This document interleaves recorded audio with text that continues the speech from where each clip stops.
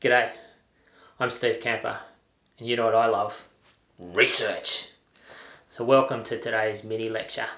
Last lecture we covered off why even bother with research. And this one's called What is Evidence-Based Practice and What is it not? Alright, so at its core, EBP, evidence-based practice, is pretty simple. You've got these three sources of information. You've got best available clinical evidence, you've got patient preferences and values, and you've got clinical experience. And your job as an evidence-based practitioner is to bring those together and come up with treatment decisions that you can work through with your patients. So fairly simple, just three sources of information, you've got to bring them together, right? And I'd argue pretty uncontroversial as well.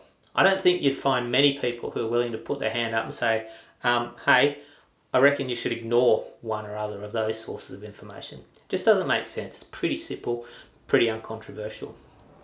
But as you know, there's all sorts of debates backwards and forwards about the rights and wrongs, what you should and shouldn't, and whether or not EBP is a good thing. So I wanted to dive in just to two of the arguments against EBP, or evidence-based practice. So the first one runs along the lines that EBP is all about randomized controlled trials, or RCTs. And this is just not true. Okay, you will not find anyone advocating for EBP saying that you should only read RCTs and only use evidence from RCTs. There are a couple of good reasons why this is not the case.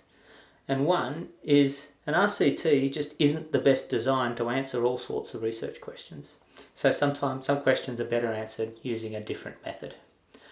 The second one is, for some conditions, for some patients, there is no RCT which is available, which can help you decide what to do with that patient, or how to work through that patient's condition. So you've got to use other forms of research evidence. The third is that you need to make decisions in the face of imperfect evidence. And so what that means is sometimes you might decide that you're going to preference some other form of information over an available RCT. And broadly that's okay, but so there's good reason why RCTs are a good way to tell us about treatment effectiveness. So if you're going to preference some other sort of information, so for example your clinical experience, I think it's up to you then to say and to demonstrate really clearly why you think that other piece of information is at less bias. So why is your clinical experience at less bias than that RCT? Okay. The second argument that I hear against EBP is this idea that it's going to turn everyone into robots and it's all about cookbook medicine and everyone should just get the same thing, that it kills the flexibility and clinical reasoning process. And again, this is simply not true. And think about it. If you don't consider research evidence, you're left with two forms of information, clinical experience and patient values. EBP is asking you to search and appraise and add in another form of information. It has got to be more complicated. It simply has to be. All right. So the reality is EBP asks more of a clinician, not less. EBP isn't different to clinical reasoning. It's just asking you to incorporate another source of information. But it's not easy, all right? It's hard to do in practice. There's a couple of reasons why I think it's difficult to do. The first one is that there's a lot of information sources out there, okay? So what EBP is asking you to do is go out, find that information, appraise it, weight it, and add it into your sort of algorithm with those other forms of information, your clinical experience and the patient preferences and values. And so that's a difficult thing.